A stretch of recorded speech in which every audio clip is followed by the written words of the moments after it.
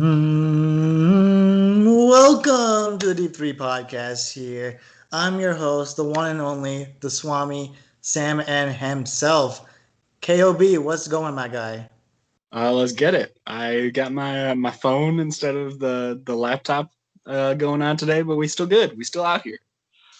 Hey, man, we better be good. I'd like to tell the fans we are almost to 600 listens on Anchor, so big shout out. I don't think any of us expected us to even get that many listens, but we're kicking it right now. I know you guys love my pretty voice. You love Kevin's pretty voice, Matt's pretty voice, our beautiful faces on YouTube. It's phenomenal, and we appreciate all the support you guys have been giving us. Can you guys email us your fucking questions though? Because like it's been quiet lately. I'm just saying. Like I know we probably address every question possible known to man, but I mean, if you have any concerns about what silliness and delusional statements that we are making, let us know at the deep3pod at gmail.com. That is the deep3pod, three, like this, at gmail.com. All right. So let's get into this, Kevin. I got an easy question, and I don't think it's easy at all, but it's easy for me to say Great. at least. Cool. All right. All right. Which LeBron are you fucking with? All right, not like fucking with, but like, do you fuck with right now? Do we like current Laker LeBron, or are we liking Miami LeBron, or are we liking Cleveland LeBron, returning Cleveland LeBron? What is the LeBron we are vibing with? Get that Cleveland LeBron shit out of here. I don't want to. I don't talk about that. Miami LeBron's fun to watch. That's hype LeBron if you want. But I think peak LeBron is right now with his unbelievable assist game, his alley-oop game, his dunks are just scary now. I think he's just an overall Scary. yeah. Just an overall an enjoyable player to watch now, more so than ever before. I think like when he was on Miami, that was like the villain team, you know, and so that was awesome. But you kind of wanted to root against him. But now he's with Anthony Davis and this weird Lakers team, and I want to root for him. I want him to do well in the finals. So I like current LeBron right now.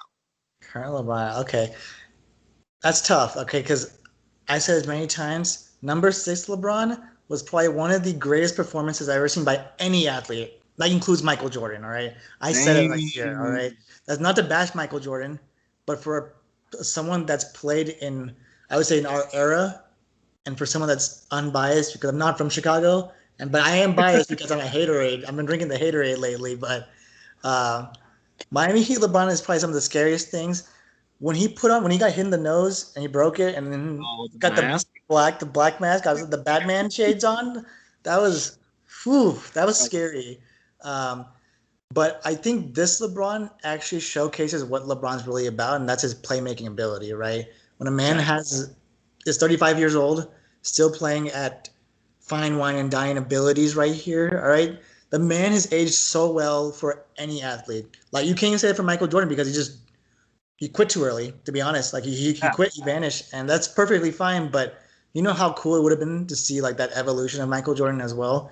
We never got to see it, but I think we saw this greatness still continue for probably one of the greatest of all time. Magic Johnson had to fade away, just with HIV and everything. Kareem faded just with age, he basically broke his back.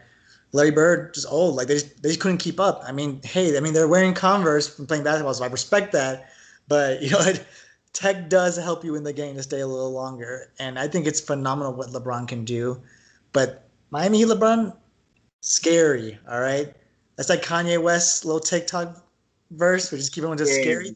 That's just on repeat in my mind when I see any Miami Heat highlights. Phenomenal, but like I said, I think current LeBron is actually what LeBron was really about. When it comes to he's never had a team to actually play with it, and I know this team is not that lustrous to play with. But I mean, if you look back at his other teams, like when Kyrie's your best player, it's like you have Anthony Davis now. Now you can do some real damage. There's some real reliability damage compared to like having a Kyrie or Kevin Love. As much as we would want him to play much longer, he's just glass. He's just glass at this point. Kind of like Gordon Hayward. So, yeah, I think those Cleveland teams were whack. I think year 15 LeBron was cool in Cleveland, but Yeah. respect to LeBron winning the title and bringing it back to Cleveland because that's the thing he kept his promise on. And we'll talk about it a little later, so I won't hint it yet. I won't hint it at you yet, but us get into this. I think the biggest news here is Doc Rivers is out as the Clippers coach.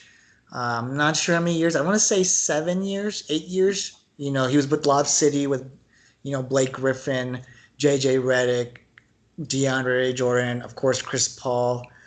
Very solid offensive juggernaut team, but it just fell short. Rebuilt it again for this last season with Kawhi Leonard and Paul George, and we saw how that went. Ladies and gentlemen, here the last episode. Kevin went off on Paul George. Just no mercy. Paul George retire at this moment. Let's be real. All right, be like Marcus Gasol. Let's go to Spain. Play there. You're probably more popular there at that point. But from the Clippers standpoint, from Steve Ballmer's standpoint, is this a good call for the Clippers to move forward? I think yes, if they're sticking to the Paul George Kawhi lineup, I guess. Because I think Doc Rivers is a good coach, as we saw last year when he took this Clippers squad that was a ragtag group of people and like didn't have any really star, and they made a good run, and no one thought they would do well at all. And I think that's a lot due to Doc Rivers and his coaching. But again, I think we saw this year you have these two superstar talents that clearly aren't there. Is something missing there. There's something with the rotations or something with the play calling or something on that end that seems to be not there to make them make this finals run that they were supposed to make.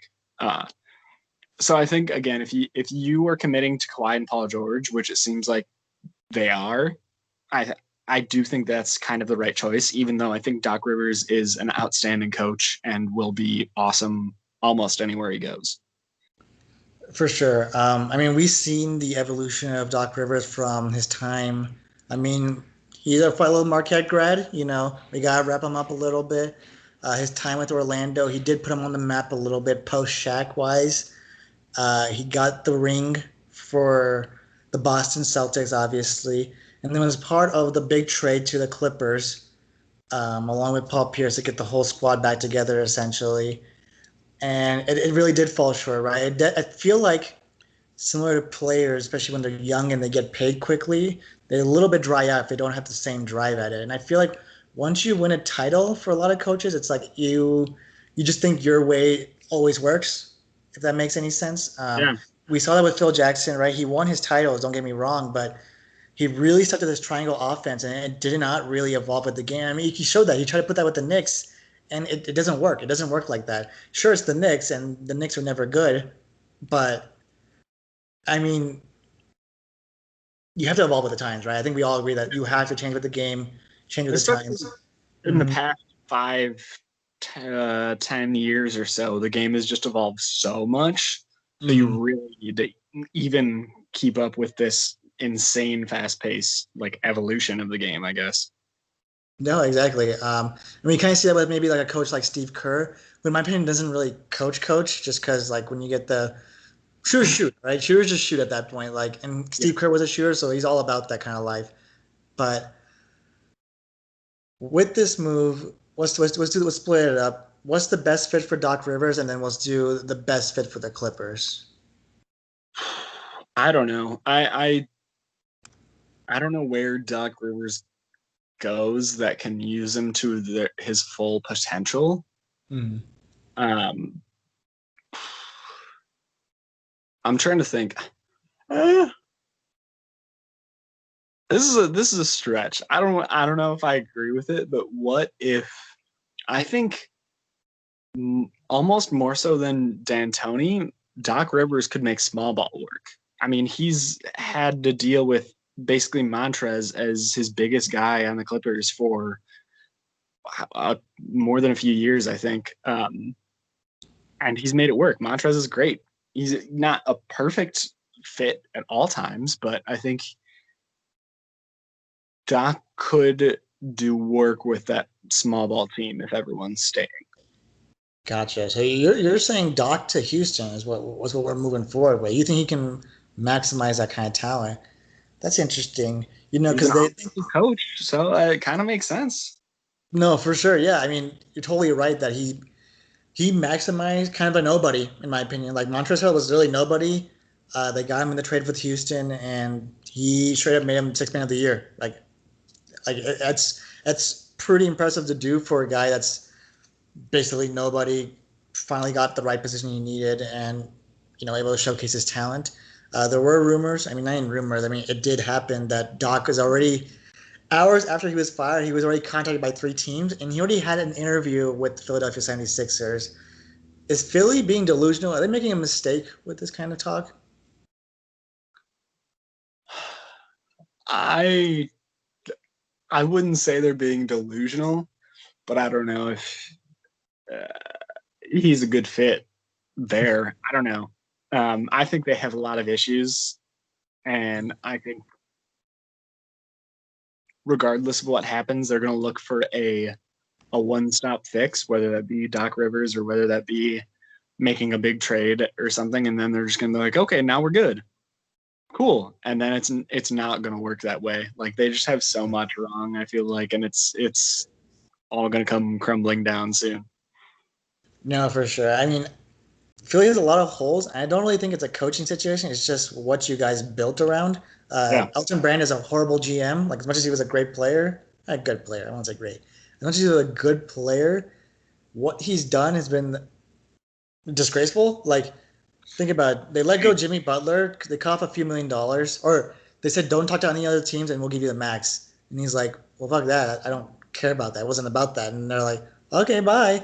yeah, They lost JJ Redick, who I know has gone a little bit down past his prime now, but you lost a lot of solid pieces, and then you signed a lot of the wrong pieces, like with Tobias Harris's max contract, the unreliable health of Joel Embiid, and now with Ben Simmons with his nerve issues in his back.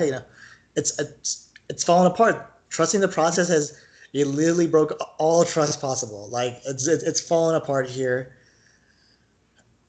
Along those lines, Mike D'Antoni has been rumored for Philly. All right, they saying that it's his job to lose. They're okay. thinking that he's able to attract James Harden with once his contract goes away. I believe it's the year after this season. Is this even more delusional? Like, how much more like nonsense can this Philadelphia team get with a James Harden, Ben Simmons, a Joel Embiid? Like, what is this team going with? Where's the money coming from? Like, where's the money coming That, from? that's what I was gonna say. Is like, I mean, I'm Sign cool with trade? 76ers getting Harden and D'Antoni if they really want to, but you're going to have to lose like half your team to do that because you have Tobias Harris signed to this insane deal when he's basically a six man. Uh, Mm-hmm. I don't get it. I think that's absolutely delusional. Exactly. I mean, if anything, you have to do a sign trade. Probably you'd probably have to get rid of Ben Simmons. Like, that's probably your next best equivalent. Yeah. Um, and even then, it's like I don't even think if I'm the Miami Heat, I wouldn't even do that. Or not Miami Heat. Wow, the Houston Rockets. I wouldn't even do that. Like, I wouldn't even put that as a question in my mind. Right? Why would I trade like the former MVP, Yeah, uh, exactly. scoring champ, back-to-back scoring champ? Like, why would you even consider that kind of trade? But that's gonna be delusional. Philly just, just restart the process again, and then hopefully another Yeah. decade goes, and then, you know, well, then we'll talk. Then we'll talk homies. All right. Then we'll talk about that. But for the Los Angeles Clippers, who is the next heir to that throne? It's a tiny throne. Just to make it very clear. Yeah. There's a tiny throne. I think you got to.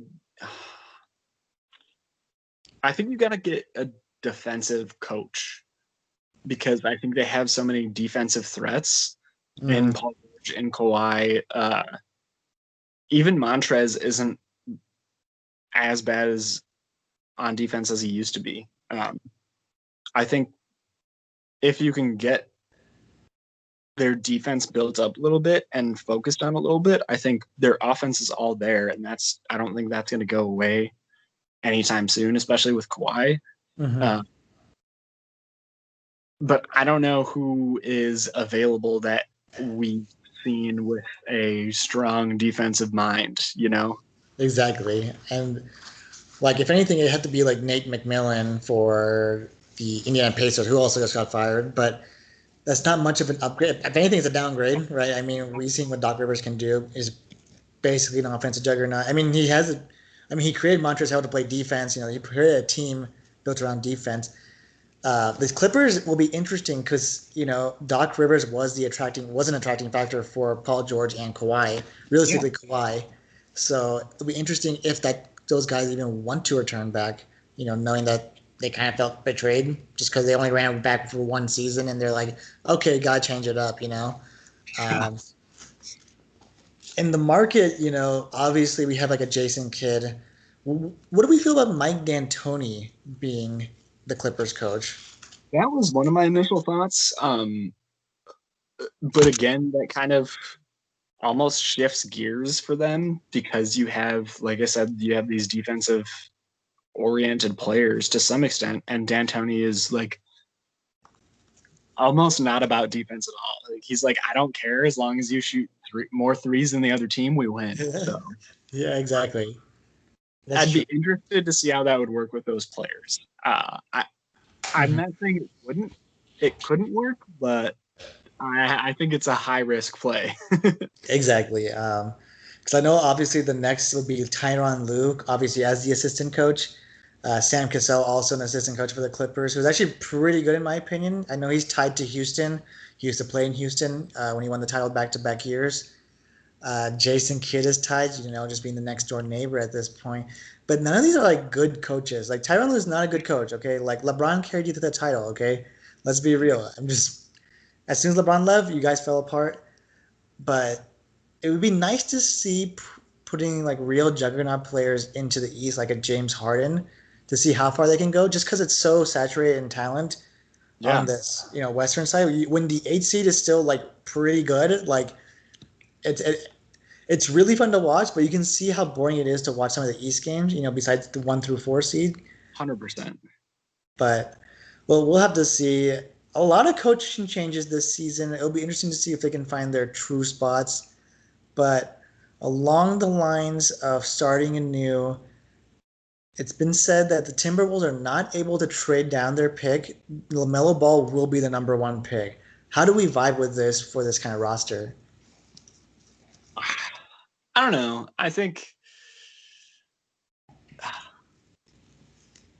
I don't know if that's the best. I would, because I always thought for them it would be Edwards as the number one pick, that the shooting guard.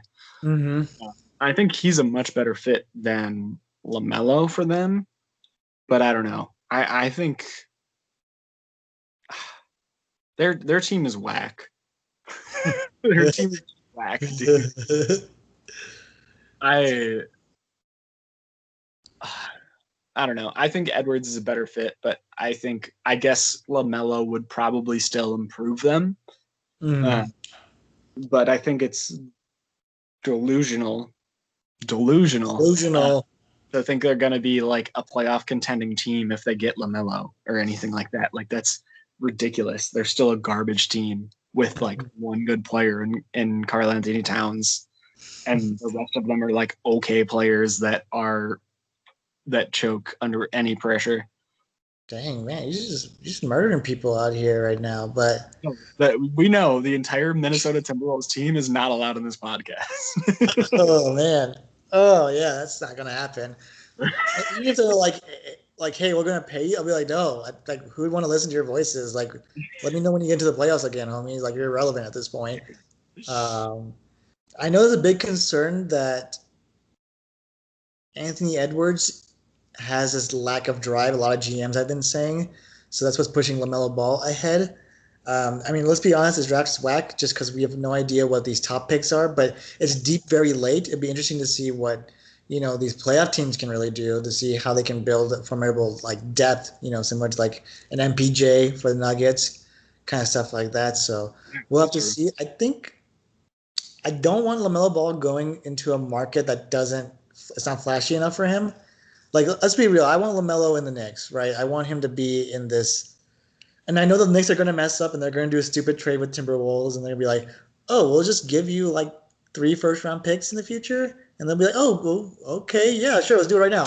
There's no takebacks at this point, but LaMelo Ball needs a big market, just not the Lakers. LeBron ain't dealing with that shit.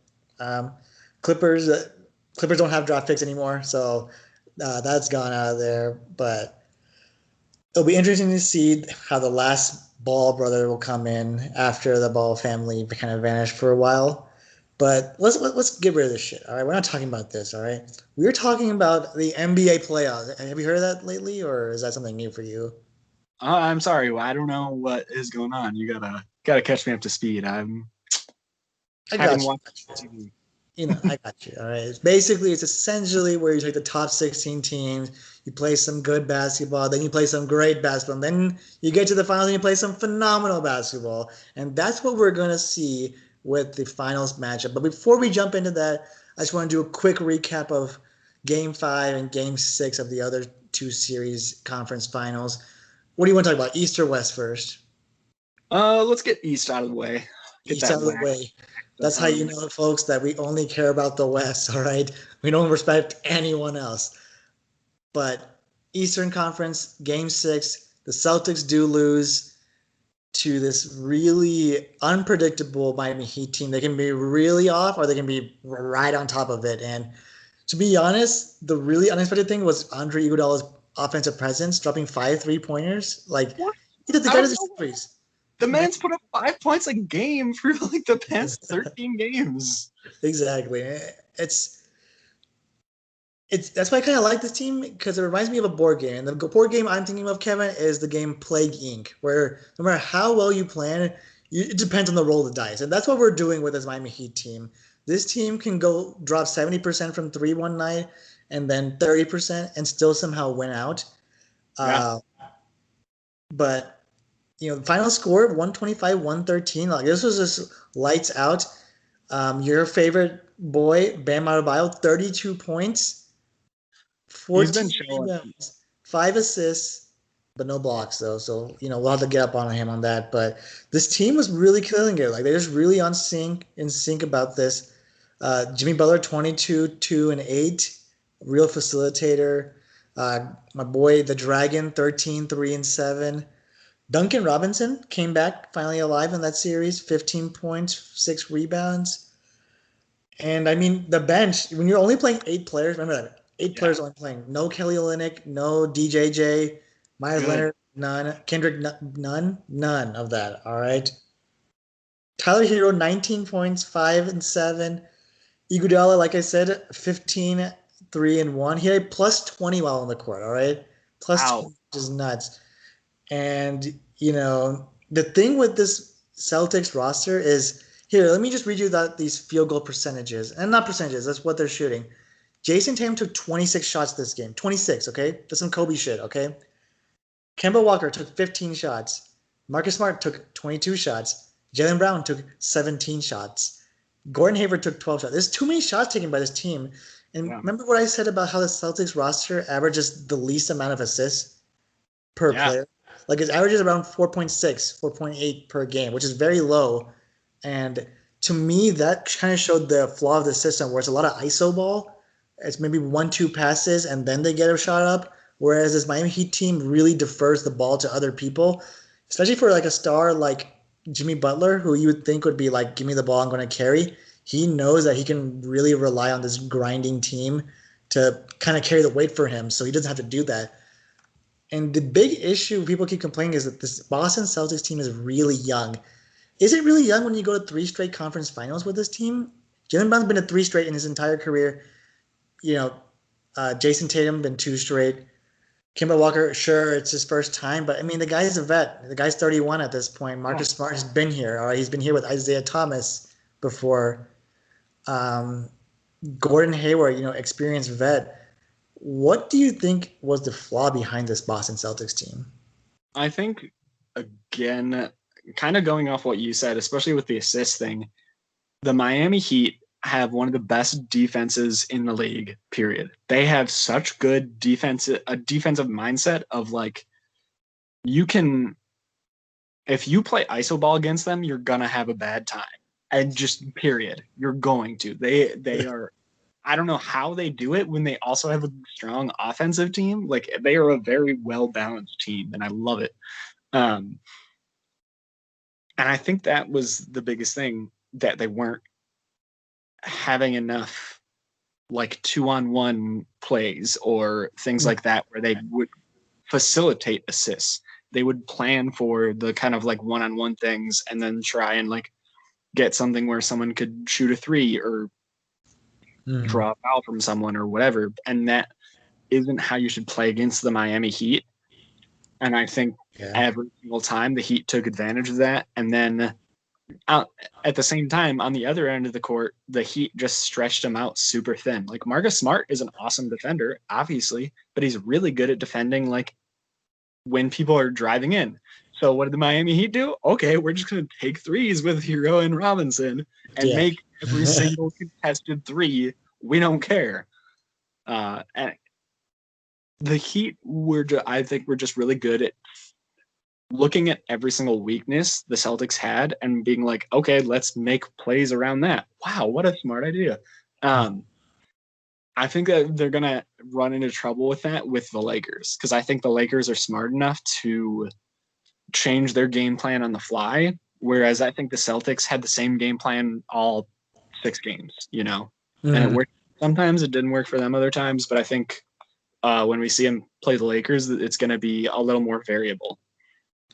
No, exactly. And to be honest, I think this was the Boston Celtics' perfect time to win it all. I mean, like, that looked like one of the best teams out there. Sure, they didn't have the big man, but I think it actually did show that they really did need a big man presence, because they could not play defense to stop any of these guys. When you have someone like Bam Adebayo take over, Daniel Tice cannot step in, and his can't. You can't do this. You can't play with this kind of roster. And I think it makes it worse because I always bash about this. It's the old head in me saying that when your coach doesn't put the blame on the players, that's when there's a big issue. We saw that with Scott Brooks in OKC when he had Kevin Durant, Russell Westbrook, James Harden, and for every loss, he put the blame on himself. That's not it.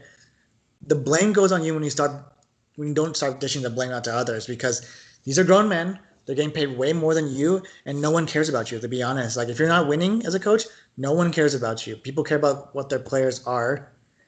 And Brad Stevens did not do a good job. He had no idea what to do down the last few minutes, horrible rotations, and yet he still doesn't put the blame on these players about taking. You can't be taking this many shots as a team. And by as a team, I mean as individual players. You can't be taking 26 shots to make only 9. Like, you're not reliable enough. You know, you're making just above 33%. Kemba Walker, 15 shots. Someone like Marcus Smart should not be taking 22 shots. That is not what his job is, okay? That's definitely not what his job is. And every time you take a shot and miss, that's just an easy rebound for Bam to pull down and just get another possession for the Heat. Like, that's just a waste of a possession. You got to play smart against the Heat. They're going to take advantage of every single missed shot you have. So instead of taking 22 shots, take half that many, but take good percentage shots every time. Don't make contested ass shots, which they were doing consistently. Exactly. Honestly, it's really disappointing for what this team could have done. And like I said, people keep saying they're too young, but it's like they've been here before. They've done it already 3 times back. Like, how much more can we wait? You know, how much more is like too much? I know they're still young, but let's not say that they can't do it. Like, this is a very doable team, but when you take shots like this and not dropping them, it's like, what are we doing here? What are we playing for at this point? Like, it seems it's going to be an interesting situation come this off season where Gordon Hayward can opt in to his contract, which is another 32 mil, taking up your cap at that point. If I'm him, I would definitely do that, just because you're injury liable at this point, right? Get your money, kid. Unless they negotiate a deal where they can re-sign him for a good chunk of money, it'll be tough to see. Like, to be honest, I don't even think you need a Kemba Walker on this team, because you already have that with a Jason Tatum and Jaylen Brown. You already have the playmaking ability. You don't need a scorer from Kemba Walker. Like, what you need is a real true guard. Like, what you need is a Chris Paul on this team. Because I don't think Chris Paul wants to be scoring all the points. I think he'd rather be playing like LeBron and be the true playmaker, like a true point guard would be. Because that's what Chris Paul does best for any team he's played with, the way he facilitates. we'll have to see because now they really need a big man, and I'm hearing Miles Turner might be a big trade piece, which would be very goonish because I think they said Gordon Hayward might be the sign-in trade where they sign him up, trade him for Miles Turner, and that'd be such a Danny Ainge goon move of him. Like that's straight mobster shit. Like it's just like, hey, I broke this glass. Hey, I'll trade you for that nice piece of metal over there. And they're like, okay, done. Nice piece of metal. That's all I got. You know, I don't have good references, but Boston Celtics head to Cancun. Get out of here. We don't want to see your faces till next season. But Miami Heat moving forward in the finals, proving the world wrong. Let's jump into the Western Conference Finals real quick. The big heartbreaker for us Nuggets fans. Um, Nikola Jokic was out of it. All right, that genuinely cost him the series. I know Jamal Murray got injured. He wasn't scoring effectively as well. And as much as Jeremy Grant's he can only do so much. All right, he's not superstar talent. He's not all star talent either. He can occasionally get you buckets, but look at this. Nikola Jokic 5 fouls. He had 5 fouls. Less than halfway through. The fourth quarter when you needed him the most. Jeremy Grant 4 fouls. 20 points as well. Jamal Murray 19. It was lackluster for what they were used to. And what we saw, I think, in the first few minutes for that Laker Nuggets game was LeBron took it off. The man 38, 16, and 10. That's nuts. That's nuts for a man that's 35, okay? I'll We tell you we that. saw, we saw LeBron in the first couple minutes and in the last couple minutes just show his true form of no, this isn't your game. This is my game. You're just participating in it. I'm not gonna let you even get to game 6. You're not allowed. And I love it. Exactly. And he's the only man in this game, or not in this game, but in this Laker roster to get 40 minutes. Like that's nuts. Old man, 40 minutes right here. 15 for 25 from field goal. The man only took 4 3 pointers, only made one, but the guy took smart shots. If you think about it, if you look at the past like 3, 4 games in that series, LeBron did the exact same thing because he knew how to draw the fouls. He knew how to get Jokic into trouble or how to make Jokic not play as aggressive. And that's the thing with Jokic that his unathletic body is really showing now because he's not able to run down the court effectively or make the physical plays like someone like I'd like to say like Dwight Howard, right? Dwight Howard is actually like playing physical ball. He's getting really mentally into that Jokic's head. But Dwight Howard is able to run down the court effectively, play offense and defense as much as the team had needed. I mean, let's see, how many blocks did this Laker team? 8 blocks this Laker team had. Even your boy Caruso had a block, all right? Caruso had a block. Um, this Nuggets team, 2 blocks. Like, how much more can you have with them, being present? The man that played the most minutes was 46 minutes. Jeremy Grant played 46 of 48 minutes. And I know how tired that man should be. All right. Gary Harris 3 points. Like this roster, it just fell apart. I mean, it really showed its flaws. Especially when Paul Millsap gets 13 points, but 10 points were free throws. Like, what are we doing here? 1 for 8 from the field goal. Jamal Murray 7 from 17. Jeremy Grant 7 for 18. Like, it really showed that this team is not ready yet. When you have Mason Plumlee being absolutely garbage and useless for what a tall white man should be. I'm just saying, like we have Nikola Jokic, and then you get Mason Plumlee not showing up to this team. What change does this Nuggets team have to do to become a genuinely serious threat? And I know, like I said, round of applause to them first off for back to back to back to back game sevens, only to fall short to a Laker team, which they scared. I mean, they really did scare. If Anthony Davis did not get that buzzer beater, maybe the series would be different. But we can't doubt Anthony Davis and LeBron combo. Like this duo is scary to watch, no matter what age they are. It's a definitely scary team to watch. What changes does this Nuggets team have to do to become a serious threat in the West? I think they're pretty close. They really are. As we saw, they made a really good run. But I think you need kind of that versatile 6-man kind of role of like almost maybe like a Montrezl Harrell type of someone who can jump in when whether Jokic is in foul trouble or like Jamal Murray was injured for a lot of that time. and you just needed another scorer, like someone who could create shots, whether that's running up to the basket and getting a foul or whatever. And they just didn't have enough of that.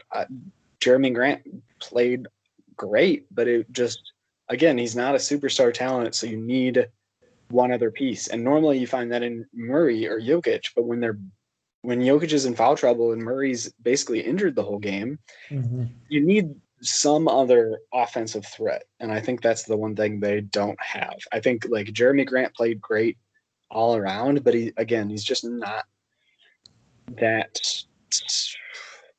to that level of what they need a scorer to be. Exactly, and I think they're banking on the future of their youthful team, right? They're banking on this MPJ really, taking it to the next level, which is really hard to ask for guys 2 years playing only like so many games. I mean, he didn't even play that much during the season, but the kid can show up, right? This guy can play, but can he compete at a level? He talked a lot of smack. He was saying that he needs more minutes, but I'm just saying when you get 10 points, that doesn't mean shit. Okay, like 10 points does not mean a lot when you're playing against a playoff experience Laker team. Not the team itself, but the individual players. They've been in these moments. They know what it's like, and so you really have to show your colors and show what you can really do. So Jeremy Grant is opting out this offseason to go get some more cash. Paul Millsap, this is last year on the roster. Mason Plumlee as well. My thing is Serge Ibaka is on the market. Pay him some good money. Beat the Raptors money. At that point, uh, I think that would be a perfect fit. I know he's old as well, but I think he's still showing his color that he can still compete at a high enough level. He got his title with the Raptors too, and he was a serious threat with them. We did hear Marcus Gasol is going overseas, so that's out of the picture at this point. But um, I think along the lines of what you said, they need a real offensive generator when it's not just Jamal Murray and Jokic playing 46 minutes a game in the regular season. That's too much. You can't put that much load on them. Um, we'll have to see. Especially being like a small market team, it's hard to attract a very attractive free agency unless you're going to trade your young guys. Like that's the nice thing. They can trade their young guys to these other rosters, and hopefully something clicks for them. So um, conference finals decided. Lakers and Heat moving on to the finals. What is what are you looking forward to in this series? I mean, to be honest, like this is something I feel like we expected the Lakers to be in this position. I know we had some doubts, but I don't think we were like shied away from them being in the finals. Miami, obviously, the big surprise. We had the Bucks, we had Toronto, we had the Celtics, but Miami, like we never thought about this team. Well, what are just your initial thoughts about this series, or what do you think is going to be happening in this series? I think that one of the big things I'm looking forward to is it's going to be Block City in these finals, dude. Mm-hmm. Uh, we saw the Lakers put up blocks. Even Caruso's putting up blocks.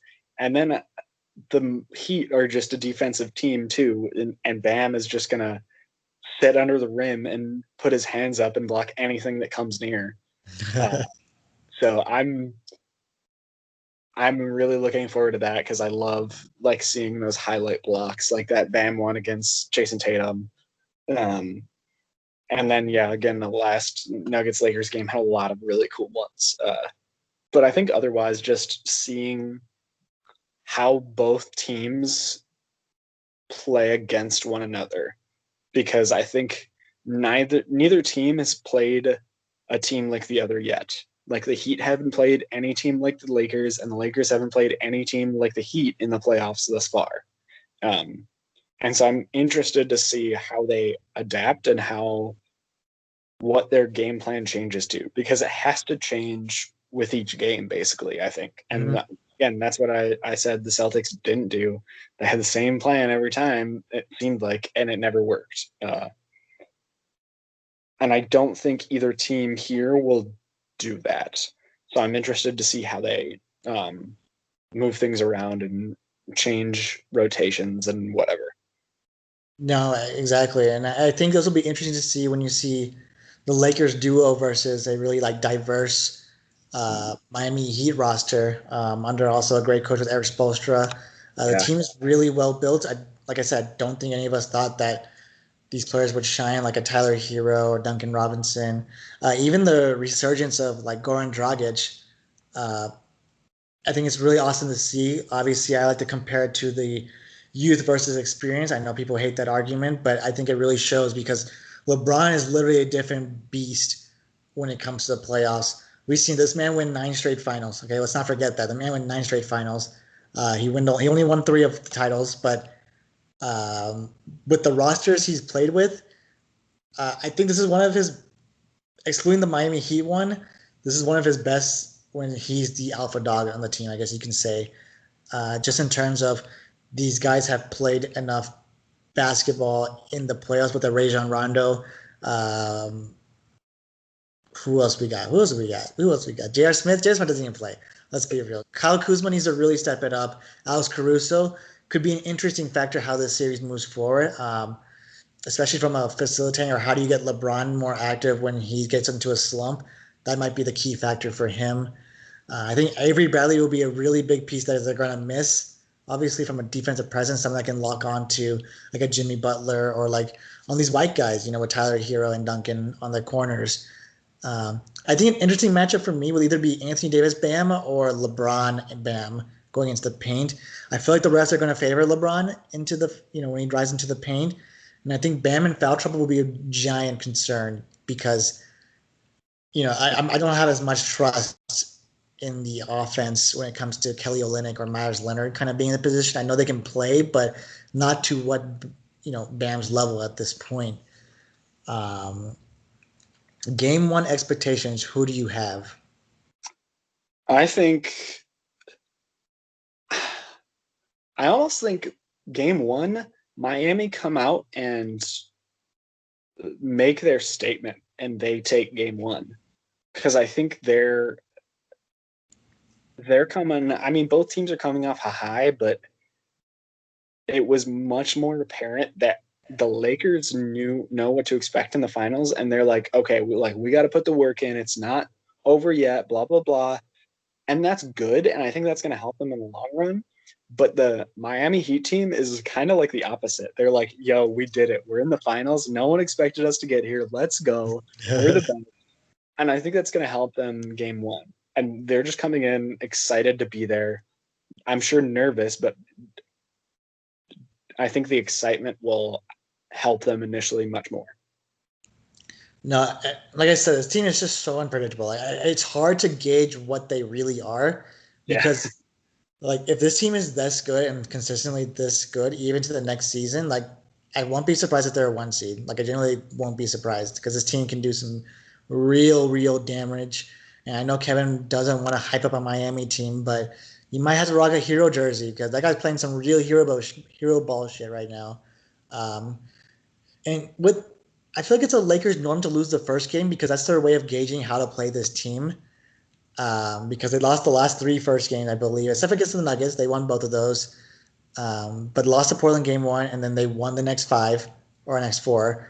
Um, they did the same thing with the Rockets. I always forget they played the Rockets, to be honest, because that was just like boom, gone. Like I don't know why. I remember Portland, and then they jumped to the Nuggets, and I was like, that's probably how the series went, to be honest, at that point. But for me, man, this is really tough because like I really can't gauge this Miami Heat team. It's such a weird team that I've never seen a team like this. Like Yeah. I don't think I've seen a team like this since the first Warriors team, like back in like what 2012 ish. They didn't get to the finals, but it had no sense of gauging how this team can play because they're really pretty much like an all around threat. Um, but I feel like there's a lot of holes in their system that could be very picked out easily by someone like a LeBron, someone like an AD. So, you know what? We're going Lake Show. We got Lake Show game one. In this series, though, who do you have? Are you betraying the bandwagon? I'm on that bandwagon all day, dude. But I think the Heat are going to put up a fight, and I think from my memory, which isn't great, I think most finals go to Game 7. Or the past couple of years, I feel like it's gone to a Game 7. So I think it's going to do the same this year. I don't see any reason why not. I think they're both I think this is just a good matchup. I think for the first time in a while, we have probably actually the two best teams in the league.